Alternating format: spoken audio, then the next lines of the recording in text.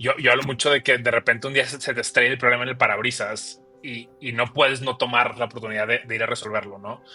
En mi caso, yo me daba cuenta que había un desconecte grande y fundamental entre cómo salían los graduados de las universidades y qué estábamos pidiendo los empleadores, en mi caso la consultora, ¿no? Y te empiezas a dar cuenta que los jóvenes pasaban 4 años, 4 años y medio, algunos 5 años de la universidad y luego se graduaban y no sabían quiénes eran, no sabían qué querían hacer con su vida, no sabían pues un poco ni siquiera cómo aplicar a trabajos. Y fue en ese proceso que dije, ok, aquí hay algo roto, hay una oportunidad aquí de construir una plataforma de aprendizaje que se enfoque en darle el talento a las empresas para llevar a cabo esas transformaciones. Y literalmente llegó un punto que dije, ok, si voy a emprender con esta idea. Y algunas cosas que pensamos en Collective y que son parte de nuestro DNA. La primera es, empujamos mucho esta idea del aprendizaje de por vida, ¿no? Segundo, en Collective siempre hemos dicho que queremos darle más valor a la calidad de las preguntas que a la calidad de las respuestas. Queremos que los aprendedores en el mundo corporativo que están viviendo tengan las preguntas correctas. ¿Por qué? Porque las respuestas van a estar en el internet, en sus compañeros, en su jefe, en ChatGPT o en la herramienta que les pongamos en 5 o 10 años, ¿no?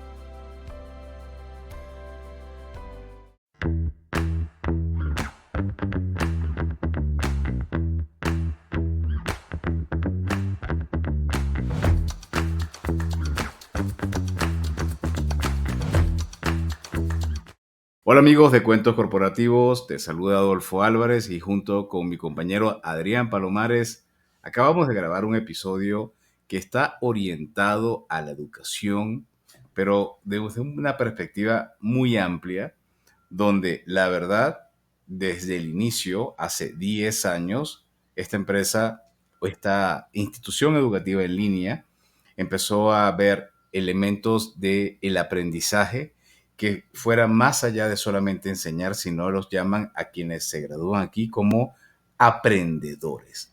Un término muy interesante y muy particular. ¿Qué te pareció, Adrián? Ha sido una conversación muy interesante que tuvimos con Pato Bichara, fundador de Collective, esta neuniversidad que está transformando la forma en que los ejecutivos, también los recién egresados, se enfocan para conocer de las nuevas tecnologías y transformar las empresas, ¿no? Transformar el entorno donde ellos se encuentran, pensando sobre todo en el futuro de las organizaciones. Y me quedo con una frase que Pato nos comentó, ¿no? Más importante que las respuestas, es importante la calidad de las preguntas. No se pierdan este episodio y conozcan más de Pato Bichara y Collective aquí en Cuentos Corporativos. Y bueno, algo que es importante mencionar, Collective Academy está promocionando, va a desarrollar el próximo 14 de mayo, este episodio lo estamos grabando el 15 de abril de 2025. El 14 de mayo en el Museo del Papalote va a lanzar su evento Perspective, donde van a invitar a líderes, emprendedores y tomadores de decisión. En las notas de este episodio y en el grupo de WhatsApp de amigos de Cuentos Corporativos, vas a encontrar un código de descuento para que puedas darte de alta y participar en este evento si estás en la Ciudad de México. Pero bueno, por lo pronto vamos a comenzar este episodio y para hacerlo diremos como siempre nuestras palabras mágicas. Había una vez un niño que nació en Monterrey, Nuevo León. A los 12 años, el infortunio de perder a su padre tocó la puerta de su casa. Este lamentable hecho le llevó a adoptar una posición mucho más madura desde muy joven, especialmente apoyando a su mamá tanto en casa como económicamente. También implicó que él se cuestionara el impacto que quería tener en el mundo. Cuenta nuestro invitado que hasta los 10 años él soñaba con ser astronauta, visión que luego cambió por la de arquitecto. Sin embargo, no fueron ninguna de las dos. Pato Bichara Assad, nuestro invitado, es un egresado del MBA de Harvard Business School de Ingeniería Industrial y Sistemas de Georgia Institute of Technology y del Tecnológico de Monterrey. Pato comenzó su carrera profesional como consultor en Bain & Company México y de Bridgespan Group. Posteriormente, fue parte del equipo de Polymath Ventures en Colombia. lanzando empresas para la clase media latinoamericana, y del equipo de inversión de Ignea, el fondo mexicano de Venture Capital enfocado en empresas que atienden la base de la pirámide. Actualmente, Pato Bichara Assad es CEO de Collective Academy, la neouniversidad que está revolucionando la educación para líderes en Latinoamérica a través de sus programas de maestría universitarios y de aprendizaje corporativo. En tan solo 10 años han logrado formar una comunidad de más de 18,000 aprendedores y ejecutivos en desarrollo y 150 mentores en toda América Latina. Pato está liderando nuevos y revolucionarios enfoques de educación profesional y corporativa en México y América Latina. El más reciente es Perspective, un evento único creado por Collective Academy que reunirá a líderes y emprendedores de la región el próximo 14 de mayo en el Papalote Museo del Niño en la Ciudad de México. En este evento pretenden explorar los temas más relevantes sobre el futuro de los negocios, el desarrollo del talento y la tecnología. Y bueno, por si fuera poco, Pato es miembro del Consortium of Learning Innovation de McKinsey & Company y socio de Sochi Ventures, un fondo de venture capital enfocado en empresas disrumpiendo industrias tradicionales en América Latina. Pato tiene poco de ser papá. Su hija Loreta tiene 1 año, no es de muchos hobbies más allá de leer, estar con su familia y cocinar con amigos. Cree firmemente en avanzar el desarrollo económico de Latinoamérica a través de potencializar el talento humano y construir compañías innovadoras. Pato, bienvenido a Cuentos Corporativos, un gusto tenerte con nosotros. Muchas gracias, Adrián. Muchas gracias, Adolfo. Ya con esta introducción no sé qué vamos a platicar, pero muy emocionado de estar aquí con ustedes y con su audiencia. Bueno, tú vas a ver que vamos a tener muchos temas y uno de ellos es regresarnos a tu historia y partir de lo que nosotros consideramos que va construyendo, va generando el resultado de lo que hoy en día somos. Consideramos que la suma de nuestros padres, de los mentores que nos tocaron, todos ellos nos han traído hasta aquí. Y la pregunta es, ¿tú cómo fue la suma de esos elementos que te traen a este momento? ¿Cómo tus padres, tus mentores, tus amigos han construido al Pato que hoy en día está presente en estos micrófonos? Bueno, como creo que bien mencionaron, mi historia, pues mucha gente me ha marcado en mi historia. Creo que, pues comenzando, como bien decían, con mi familia, creo que de mi papá aprendí una ética de trabajo muy fuerte. Él era el director jurídico de Copamex, la compañía papelera mexicana, y siempre desde que estaba haciendo transacciones, M&As corporativos, siempre estaba pensando en cosas a lo mejor que hace 25, 30 años no era normal, ¿no? El impacto de las empresas en las comunidades, el impacto en la sustentabilidad. Y obviamente después de que él partió, pues mi mamá nos dejó una ética muy fuerte de trabajo, de compromiso social, que son cosas que han ido avanzando pues, en mi impacto y en mi carrera, ¿no? Más adelante, cuando entré al Tec de Monterrey y después de unos años me logró ir de intercambio a Georgia Tech en Atlanta, creo que ahí fue donde mis amigos se convirtieron en mentores y me empezaron a guiar profesionalmente. Algo que recuerdo muy particularmente es que, por ejemplo, yo no tenía en mente que uno tenía que ir a buscar internships y empezar a buscar trabajo pues desde la universidad, porque era algo que en Monterrey no pasaba tan frecuentemente. Normalmente en Monterrey tú te graduabas y ibas a trabajar con algún tío o algún conocido. Y mis amigos latinoamericanos fue que me metieron este chip de decir, a ver, Pato, tienes que hacer tu currículum, tienes que ir a hacer networking, tienes que ir a platicar con diferentes empresas que te interesen para buscar posiciones interesantes, ¿no? Y fue ese empuje de ellos que me llevó primero a hacer un internship en Nueva York, en un banco de inversión en Goldman Sachs. Después me llevó a consultoría aquí en Ciudad de México. Y bueno, de ahí se desencadenó una serie de eventos increíbles que han sido mi trayectoria profesional. Siempre acompañado, pues, como dices tú, grandes mentores que han iluminado mi camino. Y por otro lado, pues más recientemente, como decía en la introducción, Patty, mi esposa, que también está en el mundo de Venture Capital y emprendimiento, ha sido la mejor mentora porque además hemos aprendido muchas cosas recientemente como papás. Entonces, ha sido un camino increíble pues de 15 años, un poquito, sí, 15 años de carrera más o menos, que obviamente se siente como una larga historia, pero a la vez apenas estamos empezando. Oye, Pato, y a ver, retomando un poco esta parte de la historia, ¿no? Donde nos dices, comencé a tocar puertas, a buscar dónde colocarme para trabajar. Tú ocupaste posiciones bastante interesantes dentro de consultoras, dentro de fondos de inversión. ¿Por qué emprender? ¿Por qué decidiste emprender y emprender en educación, que quizá a veces no es como que algo, una opción muy recurrida? Fíjate, Adrián, que originalmente yo no quería ser emprendedor y, y más bien fue algo que se fue dando en mi vida, ¿no? Yo hablo mucho de que de repente un día se te estrella el problema en el parabrisas y no puedes no tomar la oportunidad de ir a resolverlo, ¿no? En mi caso, desde que estaba en Bain, yo llevaba reclutamiento de analistas en las universidades top de México y yo me daba cuenta que había un desconecte grande y fundamental entre cómo salían los graduados de las universidades y qué estábamos pidiendo los empleadores, en mi caso la consultora, ¿no? Y te empiezas a dar cuenta que los jóvenes pasaban 4 años, 4 años y medio, algunos 5 años de la universidad y luego se graduaban y no sabían quiénes eran, no sabían qué querían hacer con su vida, no sabían, pues, un poco ni siquiera cómo aplicar a trabajos. Y fue en ese proceso que dije, ok, aquí hay algo roto y obviamente se me hacía interesante, no pensaba ni resolverlo. Después, unos años más tarde, cuando estuve en IGNI, el fondo de Venture Capital, yo era la primera ventanilla de los emprendedores para que venían a buscar inversión. Y ahí fue que me empecé a dar cuenta que no había muchas innovaciones en el sector educativo, ¿no? Siendo una industria tan grande y tan importante para México y para Latinoamérica, tomas en cuenta el gasto público, el sector educativo es de los sectores top 5 de cualquier país prácticamente, ¿no? Entonces me voy a la maestría con esas ideas y las dejo marinarse. Y fue ahí que literalmente un día mentoreando a una joven recién graduada que me había pedido a través de un conocido mentoría de cómo aplicar a trabajos y cómo hacer su currículum y varias cosas que a mí me gustaba mucho hacer, dije, hay una oportunidad aquí de construir una plataforma de aprendizaje que se enfoque en darle el talento a las empresas para llevar a cabo esas transformaciones, ¿no?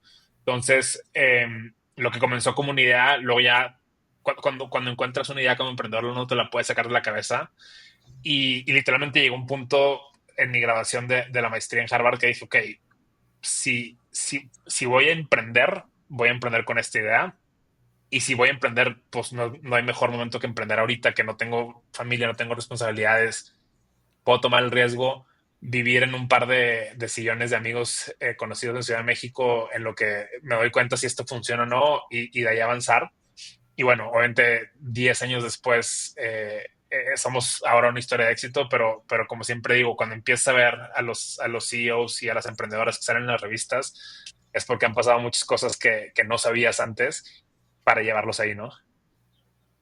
Y bueno, cuéntanos de qué se trata esa idea que ya se materializó hace 10 años y que hoy en día se llama Collective Academy. ¿Qué hacen en Collective Academy que los hace diferentes?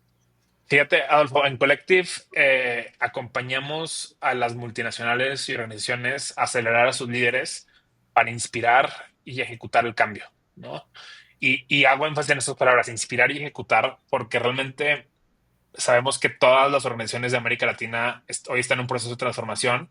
Hasta hace unos años era una transformación principalmente digital, meter sistemas, conectar cosas, y hoy todas las tendencias de inteligencia artificial nos han hecho que esta transformación se acelere, ¿no?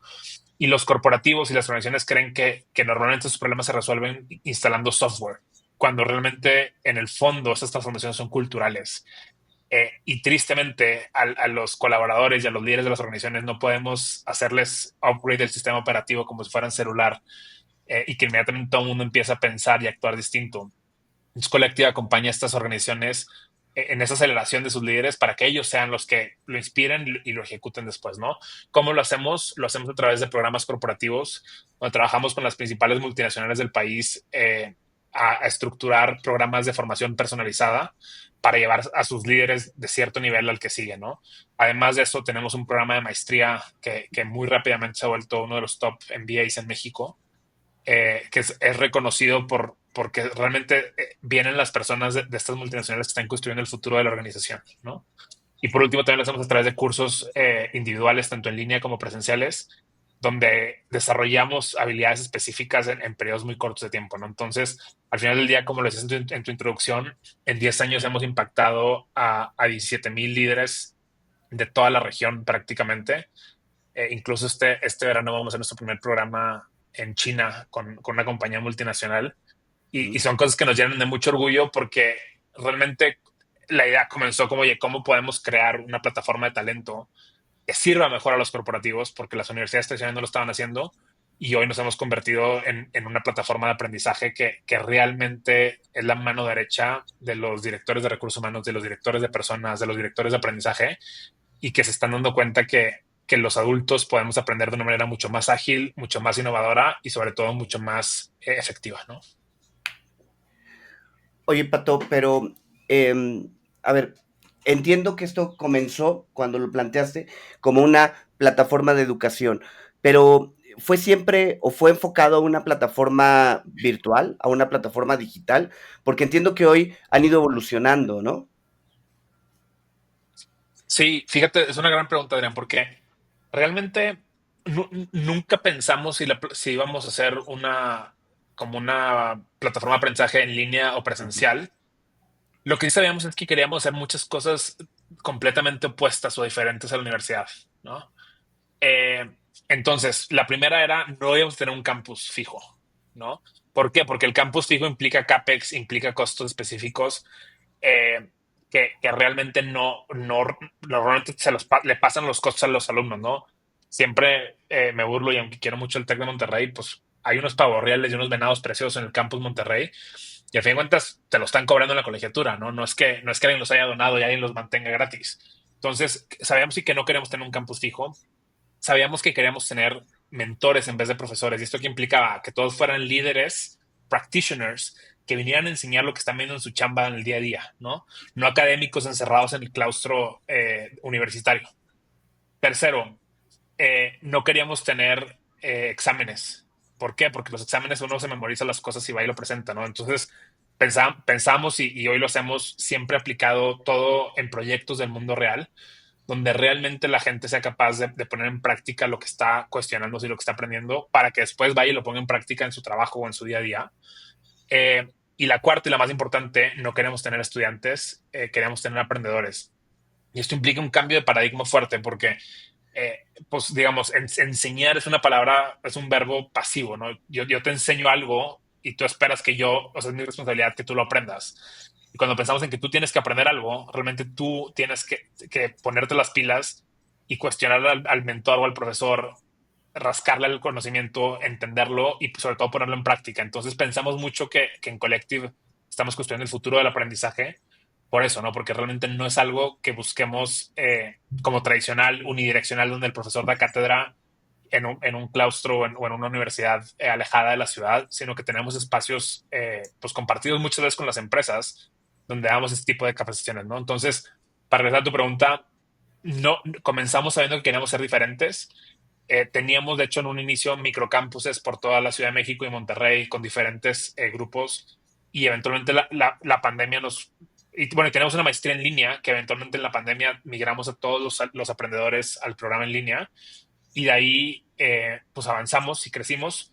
Lo que sí es que hoy en día te diría todos nuestros programas y todas las sesiones son en vivo, no importa si es a través de tu computadora o en vivo en un espacio pues increíble. Y lo segundo que es bien interesante, que ahorita ya post pandemia realmente más o menos la mitad de nuestras sesiones son presenciales y la mitad son en línea, ¿no? Entonces, somos una plataforma flexible en el sentido de que nos adaptamos a las necesidades de nuestros usuarios y es algo que nos ha llevado al crecimiento que hemos tenido tan exponencial, ¿no? Interesante, Pato. Me llama la atención el hecho de que siento que están muy hacia un nicho de multinacionales y corporativos. ¿Es así? Sí, históricamente diría, hemos atendido literalmente todo tipo de organizaciones. Em, Tenemos un segundo nicho que es un poco más pequeño y más ahorita por lo que está pasando el mundo de Venture Capital, que son las scale-ups. O sea, hemos trabajado con grandes scale-ups y seguimos trabajando con ellas como Bitso, como Quesky, como Merama, que están en proceso también de crecer a sus managers para que puedan escalar la organización de manera exponencial.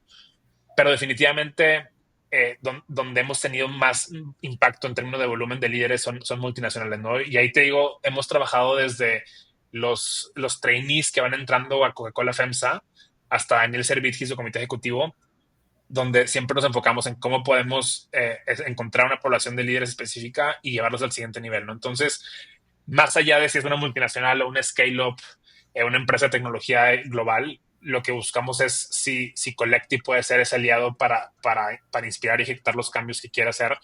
Porque, a fin de cuentas, no se trata de capacitaciones corporativas, se trata de cómo habilitamos la estrategia de la organización a través de las personas. Oye, Pato, y bueno, a 10 años de crear Collective, hoy claramente es una historia de éxito. Pero ¿hubo algún momento mientras dormías en el sofá de casa de algún amigo que pensabas, esto no está jalando, esto no va a funcionar? O sea, ¿en algún momento dudaste de este paso? Sí, a ver, yo te diría que cualquier emprendedor que te diga que nunca ha dudado te está mintiendo, ¿no? Pero hubo varios momentos. El primero y probablemente el más difícil fueron los primeros 9 meses, cuando estaba yo con mi idea esta innovadora de lanzar un programa de maestría para talento clave de las organizaciones, donde estaba yo en cafés de Polanco, de la Condesa de la Roma, presentando con mi presentación hermosa de PowerPoint y no tenía nada que mostrar, ¿no? Hoy en día, en la noche que tú me digas o el día que tú me digas, los puedo invitar yo a una sesión de Collective y ven lo que hacemos, cómo lo hacemos y enamoramos a la gente pues muy rápido. Pero en ese entonces fue muy difícil. De hecho, me tomó 9 meses abrir el primer grupo de la maestría. Siempre les agradezco en público a esos primeros 13 aprendedores que confiaron en nosotros, porque realmente fue decir, ok, este chavo que está loco, que tiene una idea innovadora de cómo debería ser el futuro del aprendizaje para adultos, voy a confiar en él. Y ojo, esa primera generación y generaciones subsecuentes del programa de maestría han ido a cambiar sus organizaciones, ¿no? Nada más para ponerles un poquito en perspectiva, más o menos el incremento salarial de que la gente entre a una maestría a que se gradúa en 12 meses, en 18 meses, perdón, es más o menos del 60%. El 95% de los aprendedores corporativos suben de responsabilidades. Tenemos grandes historias de éxito, por ejemplo, muchos aprendedores de BBVA que después de grabarse el programa los promueven a irse a BBVA España, de BBVA México, ¿no? Entonces, al final de cuentas, hoy en los casos de éxito y las historias de éxito están ahí y eso es lo que nos llena mucho orgullo. Pero definitivamente una etapa donde decía, oye, pues estoy completamente loco, prácticamente me quedé sin dinero personal, tuve que pedirle un préstamo a mi mamá a los 6 meses de que lancé, porque ya no tenía ni siquiera, o sea, y eso que no pagaba renta, pero no tenía ni siquiera para echar un taco en la ciudad. Y 3 meses después logramos abrir el primer programa de maestría y ahí se desencadenaron puros eventos positivos. Pero sí, siempre hay momentos en los que uno se cuestiona si está haciendo lo correcto o no. Y sobre todo, cómo avanzas como hacia adelante pues en pequeños pasos, ¿no? Creo que como emprendedores siempre uno tiene la visión muy clara, pero muchas veces el siguiente paso es el que se nos nubla y es ahí donde uno necesita pues tener la claridad, rodearse de un buen equipo y avanzar, ¿no?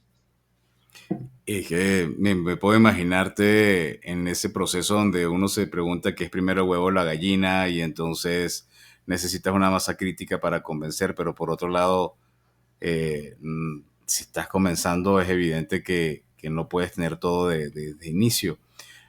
¿Cuál sientes tú? Y es una pregunta que te la hago más para los oídos de los emprendedores.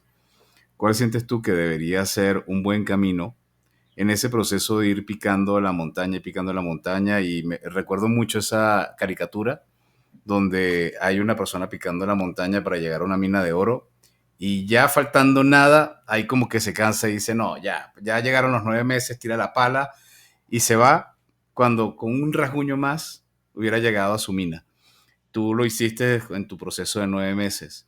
¿Qué recomendación le das a estas personas que están en ese proceso y que dicen, no, yo aquí mejor me paro y me dedico a buscar chamba de nuevo? Gran pregunta, Adolfo. A ver, yo te diría, siempre, repitiendo un poquito lo que te ahorita, siempre tener muy clara la visión y la misión de tu organización, pero tener experimentos y milestones de corto plazo y estar abierto a las señales del mercado, ¿no? Al final del día, nosotros queremos lanzar con otro producto que escuchando a los chief HRs, a los directores de personas, a los directores de agricultura, se migró hacia lo que hoy es la maestría, ¿no? Pero yo creo que muchas veces nos entercamos con una idea con una solución, cuando con lo que tienes que opcionarte es con el problema, ¿no? Oye, ¿qué problema quiero resolver? Que en nuestro caso es, los corporativos no tienen el talento que necesitan para llevar a cabo sus transformaciones y llevar la estrategia al siguiente nivel. Y entonces, ¿cómo resuelvo ese problema de una manera mucho más innovadora? Escuchando siempre al cliente, que pues, en nuestro caso son los corporativos, ¿no?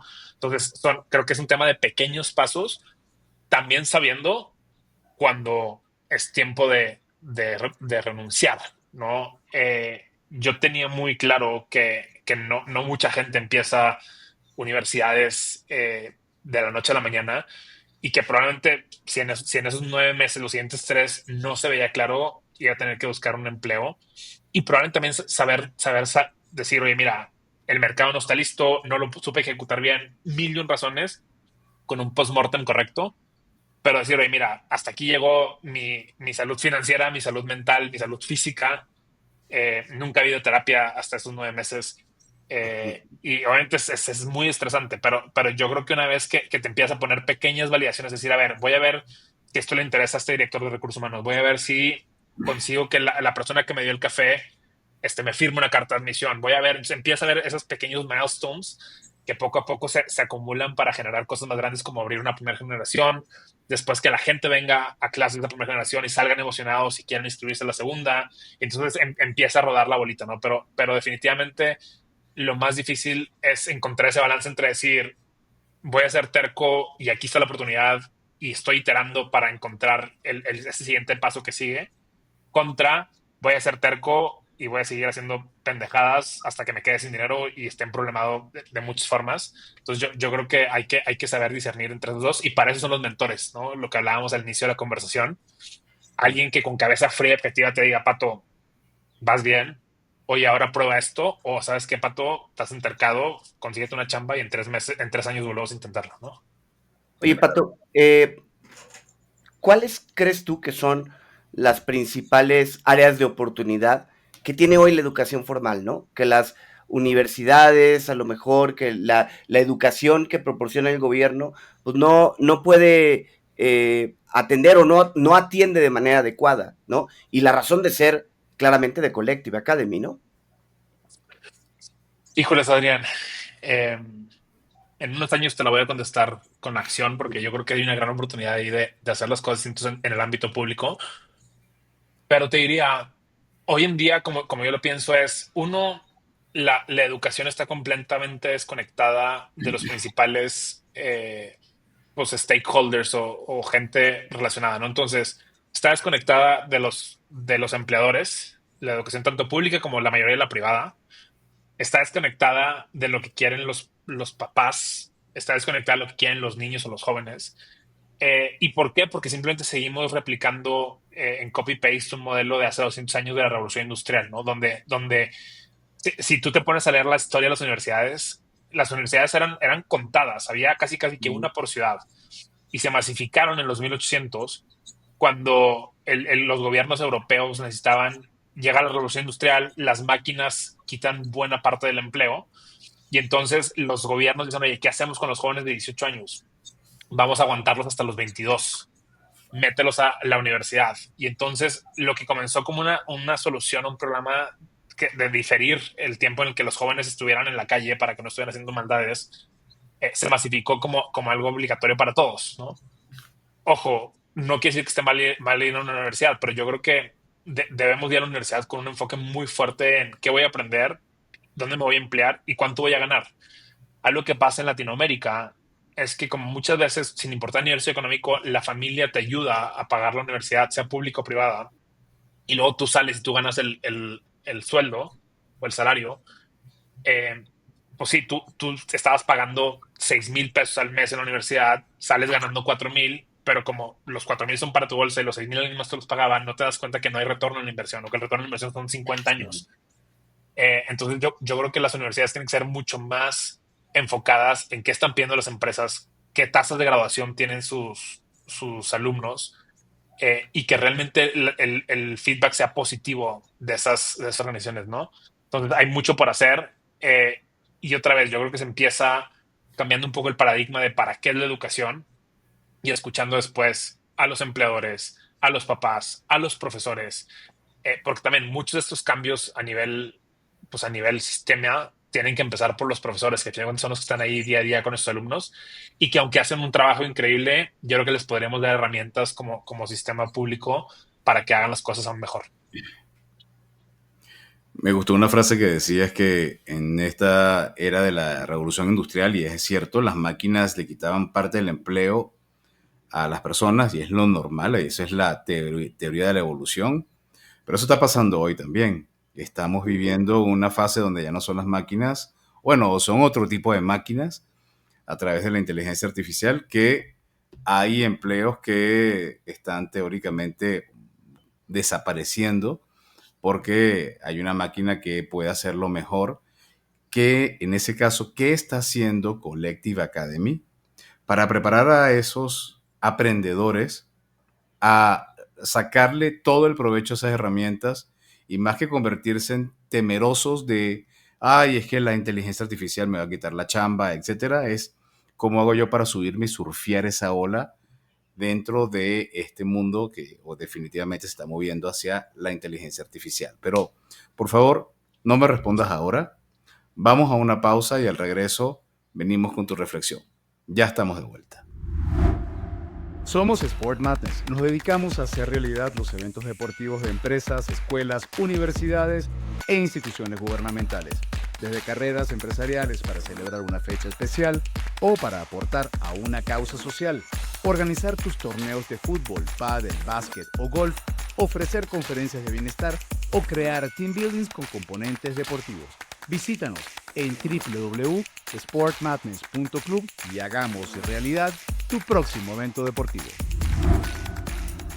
Y bien, Pato, antes del corte te mencionaba que basado en la reflexión que hacías de cómo las máquinas te quitaron parte de la chamba en la era de la época de la edad industrial, hoy en día que nos encontramos en el boom de la inteligencia artificial, cómo está Collective Academy ayudando a sus aprendedores a que esto no ocurra con la inteligencia artificial y todo lo contrario, se suban a la ola y la surfeen. Gracias, Adolfo. A ver, empecemos con un par de premisas básicas que han estado en Collective desde que nacimos hace 10 años. Y de hecho, se hablaba de inteligencia artificial desde otra forma, ¿no? Una historia interesante es que la primera clase que dimos en Collective fue de inteligencia artificial, con un artículo que me gusta mucho, que a ver si se lo dejamos en las notas del episodio de Wait But Why, que explica muy claramente con peras y manzanas cómo era un poco cómo funcionan estos modelos. Pero bueno, a tu pregunta, algunas cosas que pensamos en Collective y que son parte de nuestro DNA. La primera es, empujamos mucho esta idea del aprendizaje de por vida. Es decir, tú, o sea, tú no te gradúas de la universidad. En mi caso, yo me gradué hace ya casi 20 años, 18 años de la universidad y ya acabaste, ¿no? Tienes que estarte actualizando constantemente y aprendiendo cosas nuevas. ¿Por qué? Porque el mundo está cambiando, tu organización está cambiando y tu rol está cambiando y por ende tú requieres habilidades distintas, ¿no? Segundo, en Collective siempre hemos dicho que queremos darle más valor a la calidad de las preguntas que a la calidad de las respuestas.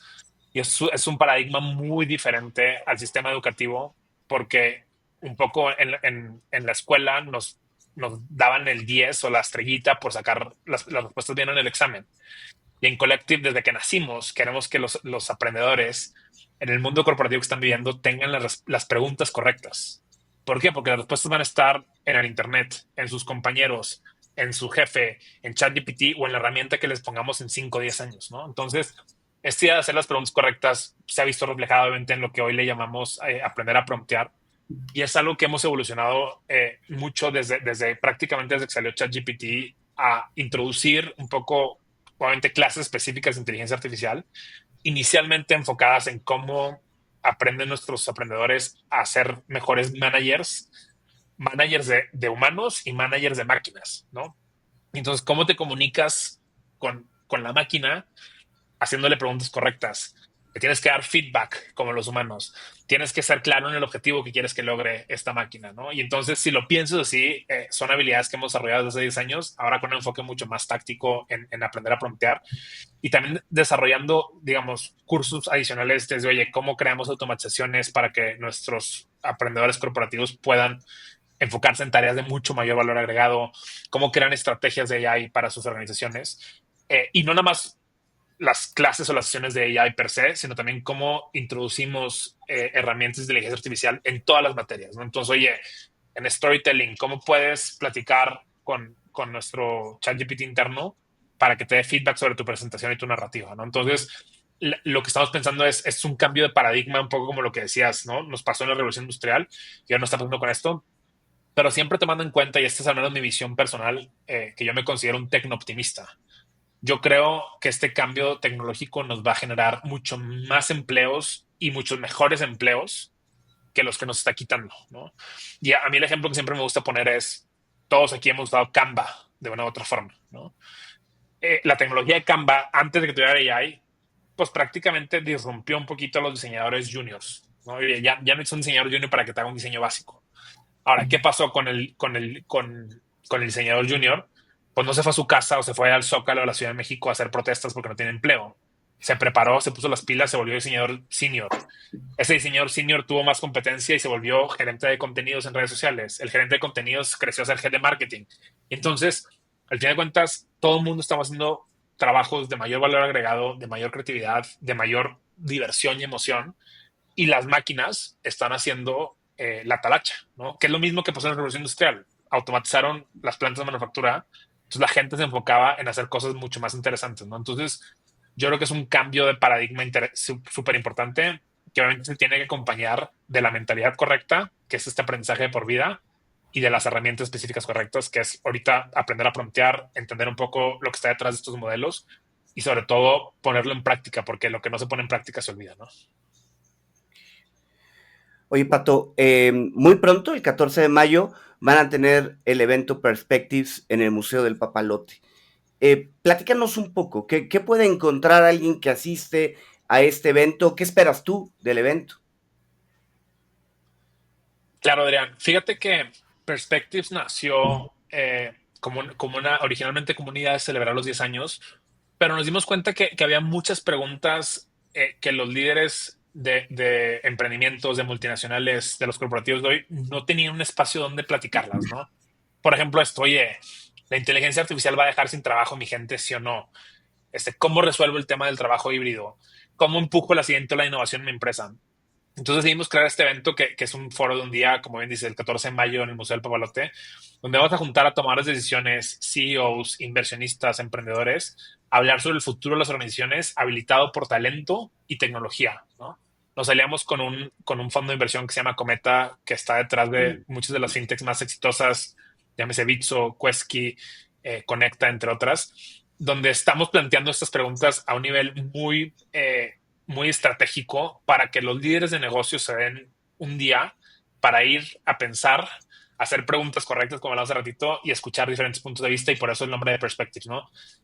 Traemos en los invitados especiales a Shane Parrish, que es el CEO de Farnham Street, uno de mis blogs favoritos, que es un canadiense que habla mucho de toma de decisiones. Nos va a acompañar también Deborah Perry Pision, que es una autora que acaba de sacar un libro que se llama Employment is Dead, el empleo está muerto, que habla de cómo se están transformando estas organizaciones con toda la tecnología que está siendo habilitada para el futuro, ¿no? Y habla de ideas muy disruptivas como que eventualmente pues cada quien deberíamos de poder tener 2 o 3 trabajos y que nos paguen a través de tokens por el valor agregado que le damos a cada organización, ¿no? Wow. Viene Craig Wardman, un profesor de Kellogg, de la Escuela de Negocios de Kellogg, que se enfoca en temas de resiliencia, tanto a nivel individual como organizacional. Más aparte, vamos a tener un montón de CEOs, CHROs mexicanos y latinoamericanos. Va a estar con nosotros Mónica Aspe, la CEO de AT&T. Va a estar con nosotros Daniel Fogel, el CEO de Bitso. Enrique Fernández, el CHRO de BBVA. Cori Guajardo, la CHRO de Alsea. Y otra vez, es juntar a los líderes a tener estas discusiones que normalmente no nos damos el tiempo de tener y que están detrás de la mente de muchas de estas personas, ¿no? Entonces, he estado muy emocionados por el evento. Yo personalmente espero y sé que va a ser un éxito, y otra vez espero que sea un lugar donde la gente termine el día con mucha reflexión, con muchas ideas para ir a experimentar en sus organizaciones y sobre todo con nuevas conexiones que les ayuden a construir el futuro de sus organizaciones. Y sobre eso, sé que una de las preguntas que se van a tocar en este foro va a ser el reto que tiene América Latina en lo que se refiere a tecnología. Para ti, ¿cuál es ese reto? ¿En dónde América Latina le queda debiendo a la parte tecnológica? Mira, yo creo que América Latina se ha vuelto un hub muy interesante en temas de tecnología. Ahora, históricamente, y digo históricamente porque creo que está cambiando recientemente, nos veían como un lugar de mano de obra barata tecnológica, ¿no? Oye, tus oficinas corporativas están en San Francisco, pon un hub de desarrollo en Guadalajara o en Bogotá, ¿no? Hoy yo creo que ese paradigma está cambiando porque esas organizaciones de tecnología globales que han llegado han creado una derrama de conocimiento muy interesante, ¿no? Hoy tenemos gente ex Uber, ex Netflix, ex Stripe que están en corporativos como FEMSA, como Bimbo, cambiando la forma de hacer las cosas y impactando de manera significativa, ¿no? Entonces yo creo que más allá que Latinoamérica nos esté debiendo eso, yo creo que estamos en un proceso de transformación y aunque sí, hay mil retos, definitivamente la, el, la población latinoamericana va a salir beneficiada de esto, ¿no?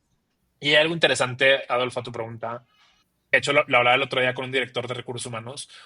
Yo le decía, en el caso de la transformación del Internet, fue una transformación paulatina. Es decir, el Internet salió en los 80s, creo, en Estados Unidos. Probablemente las primeras conexiones a Internet en México estuvieron en los 90s y realmente se masificó esto a partir del 2000 en México y en Latinoamérica, ¿no? En el caso de la transformación de la inteligencia artificial, prácticamente todos los modelos que están saliendo salen de manera inmediata para todo el mundo, ¿no? Entonces, ¿esto qué quiere decir? Que no vamos a tener 2, 3, 5 años para esperar a ver cómo les funciona en Estados Unidos y en Europa y luego venir a adaptarlo a nuestras organizaciones, ¿no? Entonces, yo creo que eso requiere este cambio de mentalidad del que hablábamos, de decir, oye, me pongo las pilas, me pongo en modo aprendedor y me hago responsable de mi aprendizaje porque necesito que logremos lo que esta tecnología nos va a habilitar a hacer, ¿no? Entonces, yo creo que es un cambio de paradigma interesante que muchos líderes en América Latina aún no han entendido, que no tienen 3 o 5 años o 10, como fue el caso de Internet, sino que tienen a lo mejor 3, 5, 10 meses para entender cómo van a aplicar eso en sus organizaciones, ¿no? Okay. Bastante interesante el reto que se viene pues para todos, ¿no? Para Latinoamérica y todo este desarrollo. Oye, y en tema de Collective, ¿cómo ves el reto para Collective para los siguientes meses, años? ¿Qué tienes en mente como nuevos lanzamientos, a lo mejor más eventos como el de Perspectives? ¿Cómo ves el futuro de Collective? Gracias por la pregunta, Adrián. Fíjate que te decía, ¿no? Collective ha acompañado estos últimos 10 años a las multinacionales a transformar su liderazgo hacia un liderazgo mucho más empático, mucho más humano. Yo creo que definitivamente los siguientes 5 años lo vamos a hacer muy de la mano de estos temas de inteligencia artificial para que las organizaciones no nada más no le tengan miedo a la tecnología, sino que todo el mundo se sienta habilitada por ella y sea mucho más productivo con ella, ¿no? Ahora, hay una pregunta ahí abierta porque yo creo que después de este cambio transformacional no sé si nos tomará 2, 3, 5 años, yo creo que Collective va a seguir haciéndose las preguntas más humanas para la gente, ¿no? Oye, y ayudando a los líderes en esas preguntas, ¿no? Oye, ¿cuál es mi propósito? ¿Cómo cuido mis relaciones? ¿Qué pasa en un mundo donde a lo mejor no tengamos que trabajar? ¿Y a qué le voy a dedicar mi tiempo? ¿Cómo cuido mis finanzas personales? ¿No? Entonces, son preguntas muy humanas que yo creo que van a seguir estando en la mente de todos nosotros y que no importa qué herramientas usemos, en qué corporativo estemos, vamos a tener que contestar, ¿no? Entonces, un poco nuestro plan es seguir creciendo nuestro impacto muy de la mano de los corporativos, acompañarlos en esta transformación hacia el área de la inteligencia artificial y también acompañarlos para que su gente se siga sintiendo valorada, con propósito, con buenas relaciones y en una gran cultura laboral y que por ende tengan un impacto en sus carreras significativo. Bueno, te deseamos muchísimo éxito, Pato, en este nuevo vía que van a tomar para los años futuros. Pero ahora me voy a regresar de nuevo a la parte personal de Pato y te voy a preguntar las preguntas que son tradicionales en cuentos corporativos. Y la primera es si te gustan los cuentos. Fíjate, Adolfo, si me hubieras preguntado esto hace unos años te diría, pues no, normal. Y ahora con una hija de 1 año me encantan los cuentos. Tengo un autor que me ha gustado mucho con ella que se llama Oliver Jeffers, que creo que es británico, que escribe unos cuentos muy lindos para niños donde explica cosas muy complejas de manera muy sencilla. El cuento favorito de Loreto se llama Aquí estamos y Oliver explica un poco cómo funciona el planeta Tierra, ¿no? Oye, cómo funciona el espacio, cómo funciona la Tierra y los mares, cómo funciona la atmósfera, cómo funcionan los animales. Y me encanta porque son cosas pues, de ciencia muy técnicas, entre comillas, pero destilados para los niños, ¿no? Entonces me gusta mucho ese, me gusta mucho otro de él que se llama Arriba y Abajo, donde un niño intenta ayudar a que un pingüino vuele y aprenden muchos conceptos como la gravedad y otras cosas. Y sí, creo que Oliver Jeffers se ha vuelto mi autor de cuentos favorito. Oye, y en temas de libros, seguro has leído muchísimos libros, te llegan muchas publicaciones. ¿Qué nos podrías recomendar? Fíjate, a nivel así timeless, no el que esté de moda, y ahorita estoy leyendo varios muy interesantes. Hay uno que a mí me gusta mucho, creo que va relacionado a la pregunta de los cuentos, que se llama A Million Miles in a Thousand Years, de Donald Miller. Y me gusta mucho. Donald Miller se ha vuelto como el padre del storytelling.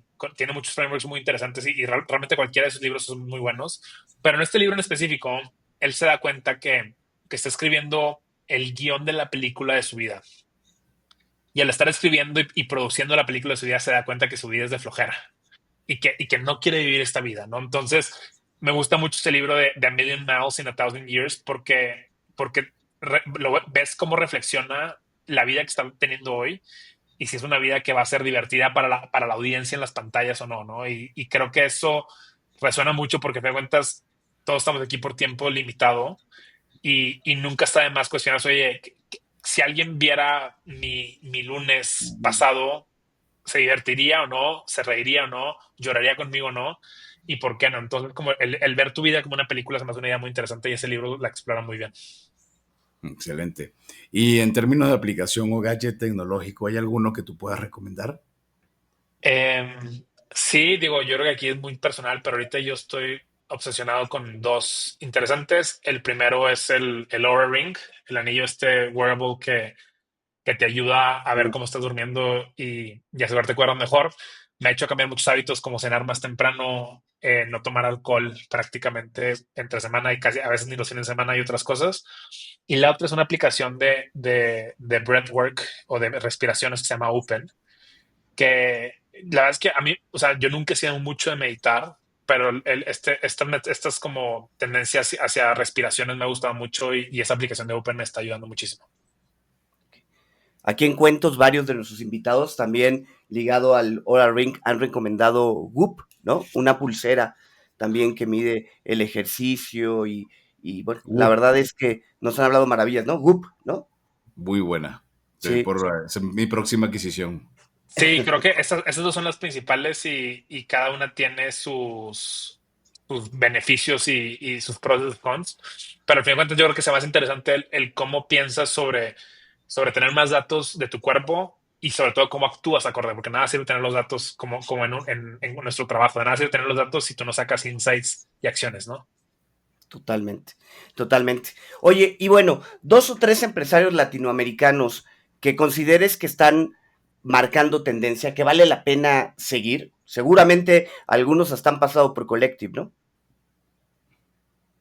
Ay, buena pregunta, Adrián. Sí, a ver, creo que así, empresarios, yo soy muy fan de lo que están construyendo, por ejemplo, Daniel Fogel en Bitso, Adalberto de Quesky, porque no nada más están construyendo compañías muy innovadoras, sino que también con una cultura y un equipo muy unido y bastante particular. Y ambos han pasado por sesiones de Collective.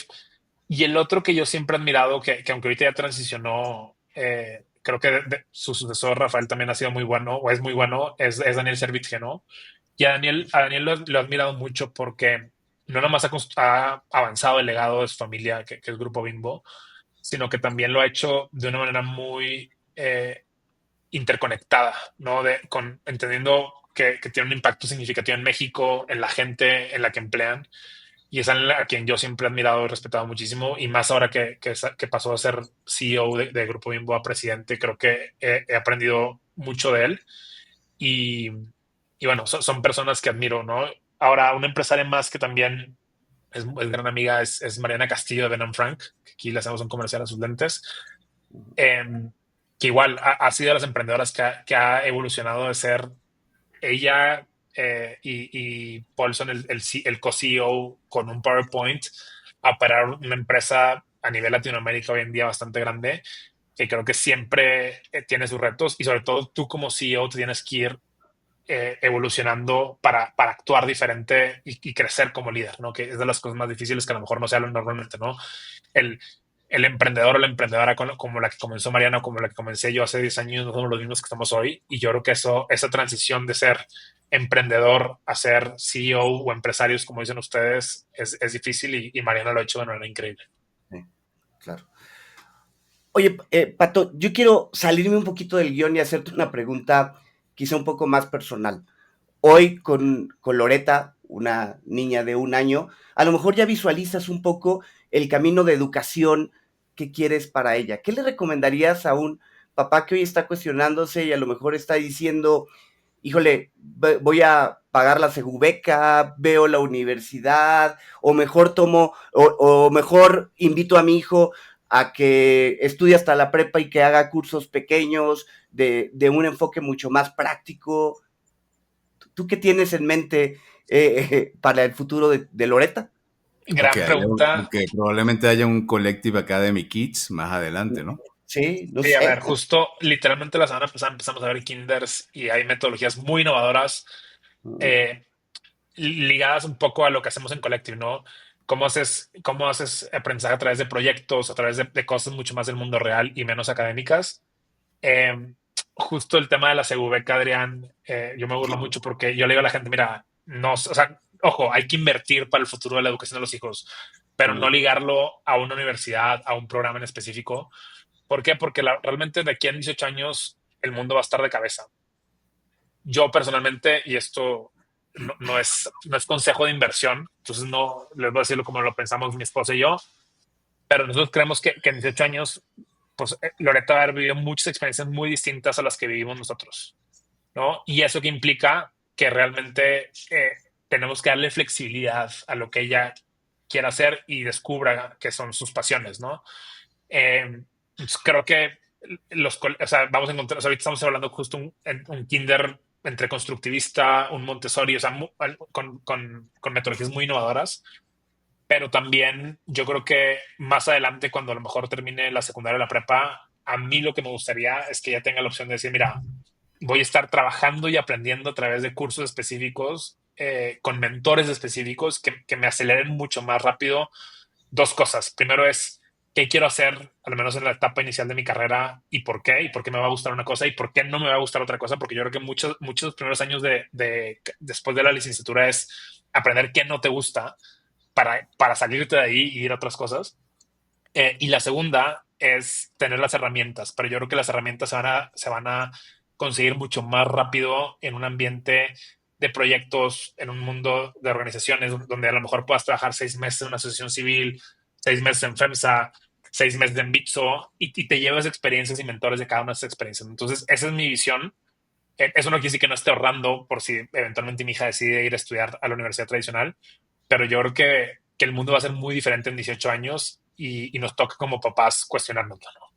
Oye, a ver, ¿y cuáles serían los inamovibles que la educación de tu hija tiene que contener para que llegando a la edad adecuada tenga esa flexibilidad, tenga esa apertura? ¿Qué cosa no dejarías pasar?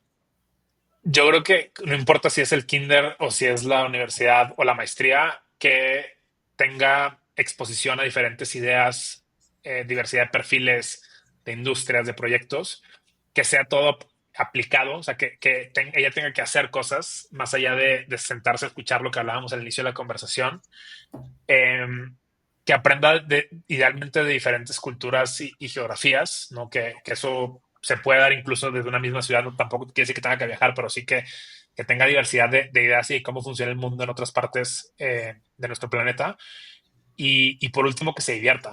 Yo creo que por muchos años, y esto estoy seguro que nos pasó a todos los que escuchamos con los corporativos, la escuela nos parecía aburrida y no queríamos ir a la escuela. Y yo quiero que ella quiera ir a la escuela y que se divierta.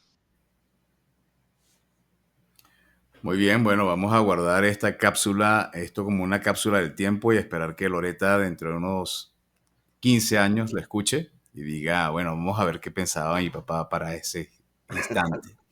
Y bien, Pato, para cerrar, ¿qué lecciones clave has aprendido en este viaje que te gustaría compartir con nuestra audiencia y sobre todo, qué sientes que podrías hacer diferente si pudieras empezar de nuevo? Uf. Gran pregunta de cierre, Adolfo. A ver, la primera te diría es que, regreso a lo que platicamos hace ratito, tienes que estar obsesionado con el problema que quieres resolver, porque te va a tomar mucho más tiempo, mucho más dinero y mucho más sufrimiento de lo que crees. Otra vez, cuando nos invitan a los podcasts y a las revistas es porque ya hemos pasado todas esas cosas y normalmente la gente no te cuenta lo difícil que es resolver algunas de esas cosas, ¿no? La segunda es rodearse de un gran equipo. Yo hoy tengo un equipo que admiro, que me divierto con ellos, volviendo un poco al tema de la educación de Loreta, y que realmente emociona construir el futuro de algo tan innovador con ese equipo, y que muchas veces la gente a lo mejor tiene el problema y la solución correcta, pero no tiene el equipo correcto, ¿no? Eh, y yo creo que si fuera a hacer algo diferente otra vez, probablemente experimentaría mucho más rápido al inicio de Collective, y después buscaría tener más recursos para acelerar nuestro crecimiento. O sea, hoy Collective hemos crecido mucho de manera prácticamente orgánica sin levantar capital, pero creo que hemos tenido aprendizajes que a lo mejor hubieran acelerado nuestro impacto de lo que logramos en 10 años, lo hubiéramos logrado en 6 o 7, ¿no?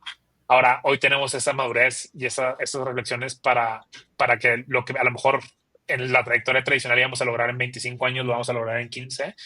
Y eso es lo que nos emociona, ¿no? Seguir construyendo ese futuro de las organizaciones, seguir acompañándolas en esta aceleración de su liderazgo y sobre todo enfocarnos en que estos líderes se inspiren y ejecuten el cambio. Así que gracias por hoy, gracias por la entrevista, la disfruté muchísimo y nos vemos en el futuro. Pato, pues de verdad, muchísimas gracias por acompañarnos, por dejarnos ver un poco de lo que es Collective Academy y sobre todo de lo que se viene, ¿no? El evento de Perspectives el 14 de mayo. Vayan a los comentarios que estamos dejando en este episodio porque van a encontrar ahí un cupón de descuento, no se lo pierdan y asistan a conocer el futuro de las organizaciones. Si te gustó este episodio, si te gustó este episodio, no dudes en suscribirte en tu plataforma y calificarnos con 5 estrellas. Te invitamos a que nos visites en www.cuentoscorporativos.com, donde ahí vas a encontrar todos los episodios y artículos relacionados con nuestros invitados e invitadas. También en nuestro canal de YouTube, donde vas a poder visualizarlo, aunque también en cuentoscorporativos.com tenemos la parte tanto audio como visual. Cualquiera de los dos son excelentes plataformas. No se te olvide darle la campanita de notificación para que te avisemos cada vez que subimos un nuevo episodio. Y como siempre decimos, las empresas, sin importar su origen, razón de ser o tamaño, tienen todas algo en común. Están hechas por humanos. Y mientras más humanos tienen, más historias que contar. Y todo cuento empieza con un había una vez. Nos escuchamos en el próximo episodio. Pato, muchísimas gracias por habernos acompañado. Un gusto, nos vemos en el futuro. Gracias.